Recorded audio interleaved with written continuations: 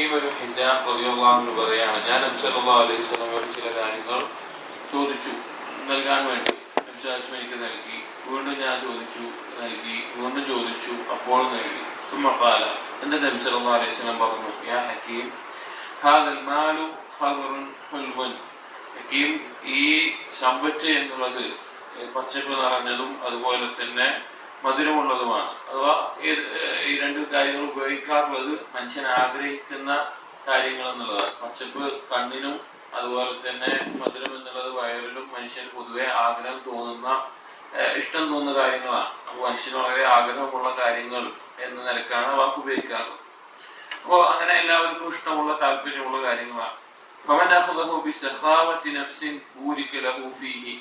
ആരാണോ സ്വന്തത്തിന്റെ വിശാലതയോടുകൂടി, അല്ലെങ്കിൽ അതിന്റെ ഉദ്ദേശം അവന്റെ ആവശ്യമായ നിലക്ക് നല്ല രീതിയിൽ അത് ഉപയോഗിക്കുന്നത്, എടുക്കുന്നത്, അതിന് ബർക്കത്ത് ചൊരിയപ്പെടും. അതല്ല, ഒരാൾ അവന്റെ ആസ്വാദനങ്ങൾക്കും അല്ലെങ്കിൽ ആവശ്യമില്ലാത്ത നിലക്ക് തന്നെ കൂടുതലായിക്കൊണ്ട് അത് എടുക്കുന്നതെങ്കിൽ അവൻ അതിൽ ബർക്കത്ത് ലഭിക്കപ്പെടുകയില്ല. അവന്റെ അവസ്ഥ എന്ന് പറഞ്ഞു കഴിഞ്ഞാൽ തിന്നുകൊണ്ട് വയറ് നിറയാത്തവനെ പോലെ ആയിരിക്കും. അഥവാ ആവശ്യത്തിനല്ലാതെ വീണ്ടും വീണ്ടും വേണമെന്നുള്ള ആർത്തിയോട് കൂടി എടുക്കുന്നവരുണ്ട്. വലിയതൊരു ഉയർന്ന കൈയാണ് താഴ്ന്ന കൈയിനേക്കാൾ ഉത്തമം. അതായത് സ്വന്തം അധ്വാനിച്ച് അല്ലെങ്കിൽ സ്വന്തം വരുമാനത്തിൽ സമ്പാദിക്കലാണ് ആളുകളോട് യാചിക്കുന്ന കൈയിനേക്കാൾ ഉത്തമമായിട്ടുള്ളത് എന്നാണ് അവിടെ ഉദ്ദേശിക്കുന്നത്. അപ്പോ ചോദിക്കുന്നതുമായി ബന്ധപ്പെട്ട് പറഞ്ഞത്. അപ്പൊ ഇത് കേട്ടപ്പോൾ ഹക്കീം റളിയല്ലാഹു അൻഹു പറയുന്നു, ഫഖുൽതു യാ റസൂലല്ലാഹ്, ഞാൻ പറഞ്ഞു, അല്ലാഹുവിന്റെ റസൂലേ, വല്ലദീ ബഅസക ബിൽ ഹഖ് ലാ അസ്റഉ വഹദൻ ബഅദക ശൈഅൻ ഹത്താ ഉഫാരിഖ ദുനിയ. റസൂലേ, നിങ്ങൾ നിയോഗിച്ച അല്ലാഹുവാണ് സത്യം. നിങ്ങൾക്ക് ശേഷം ഒരാളോടും ഞാൻ ഈ ദുനിയാവിൽ നിന്ന് വിട്ടുപോകുന്നത് വരെ ഞാനൊന്നും ചോദിക്കുകയില്ല, അല്ലെങ്കിൽ ആവശ്യപ്പെടുകയില്ല എന്നൊക്കെ പറഞ്ഞു. فكان أبو بكر رضي الله عنه يدعو حكيما ليعطيه العطاء. അങ്ങനെ നബി സല്ലല്ലാഹു അലൈഹി വസല്ലം വഫാത്ത് കഴിഞ്ഞ് അബൂബക്കർ റളിയല്ലാഹു അൻഹുവിന്റെ ഖിലാഫത്തിന്റെ കാലഘട്ടത്തിൽ ഹക്കീമിന് വേണ്ടി പല ശ്രേഷ്ഠരായ സഹാബികൾക്കും ഭരണകൂടത്തിൽ നിന്ന് ഒരു ഓഹരി ഓരോ വർഷത്തിലുമായിട്ടൊക്കെ നൽകാറുണ്ട്. അങ്ങനെ ഹക്കീം റളിയല്ലാഹു അൻഹു നൽകാൻ വേണ്ടി വിളിക്കുമ്പോൾ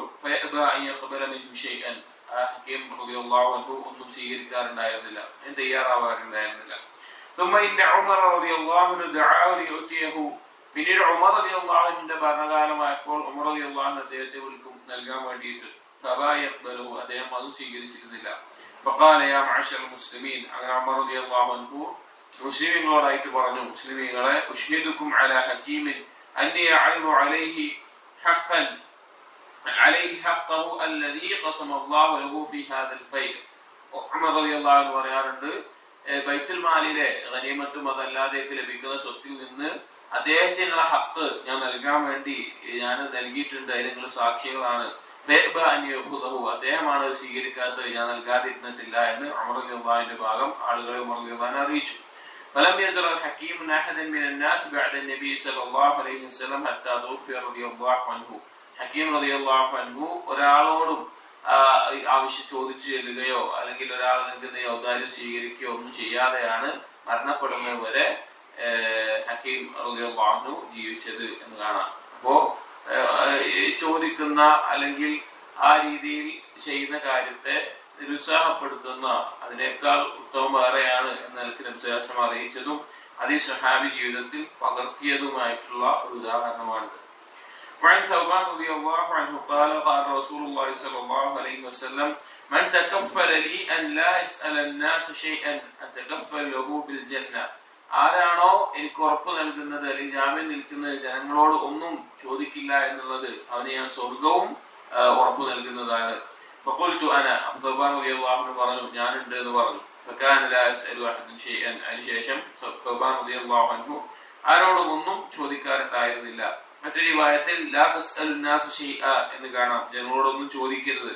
قال فكان ثوبان يقع صوته وهو راكب فلا يقول لأحد ناولني حتى ينزل فيأخذه. ثوبان رضي الله عنه ഒട്ടകപ്പുറത്തോ മറ്റോ ഇരിക്കുമ്പോൾ ആ ചാട്ടയോ മറ്റോ താഴത്ത് വീണ് കഴിഞ്ഞാൽ ഒരാളോടും എടുക്കാൻ പോലും പറയാതെ ഇറങ്ങിയെടുക്കുകയാണ് ചെയ്തിരുന്നത്. ഇമാം അഹ്മദ് ഇതിന്റെ തഅലീഖായി കൊണ്ട് പറയുന്നത് കാണാം, എന്ത് കാര്യവും മറ്റൊരാളോട് ചോദിക്കാതെ അള്ളാഹുവിനോട് ചോദിക്കുക എന്നുള്ളതാണ് നമ്മോട് ഉദ്ദേശിക്കുന്നത്.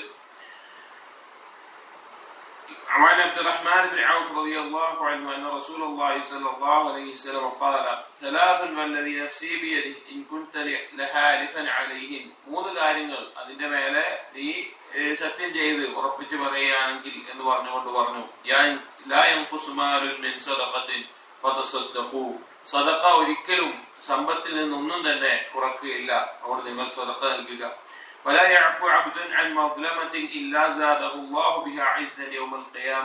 ഒരു വ്യക്തി അവന്റെ മേലെ ചെയ്യപ്പെട്ട ഒരു ദുൽമിന്റെ മേലെ ആ ആളുകളോട് വിട്ടുവീഴ്ച ചെയ്യുകയാണ്, അല്ലെങ്കിൽ അവർക്ക് പുറത്തു കൊടുക്കുകയാണ് എങ്കിൽ പരലോകത്ത് അവന്റെ ഇസ്സത്ത് അള്ളാഹു വർദ്ധിപ്പിച്ചു കൊടുക്കുന്നതാണ്.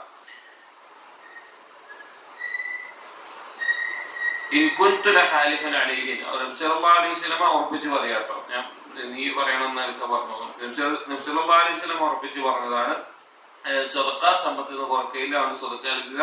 ഒരാൾ ദുൽമ ചെയ്യപ്പെട്ടതിന്റെ പേരിൽ വിട്ടുവീഴ്ച ചെയ്ത് കൊടുത്തു കഴിഞ്ഞാൽ, അവർക്ക് പുറത്തു കൊടുത്തു കഴിഞ്ഞാൽ അവന്റെ ഇസ്സത്ത് അല്ലാഹു ഉയർത്തുന്നതാണ്.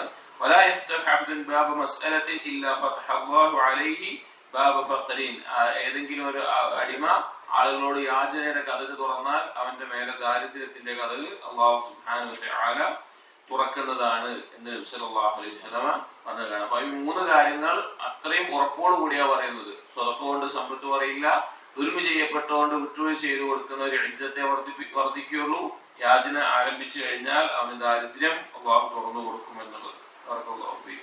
അസ്സലാമു അലൈക്കും വറഹ്മത്തുള്ളാഹി വബറകാതുഹു.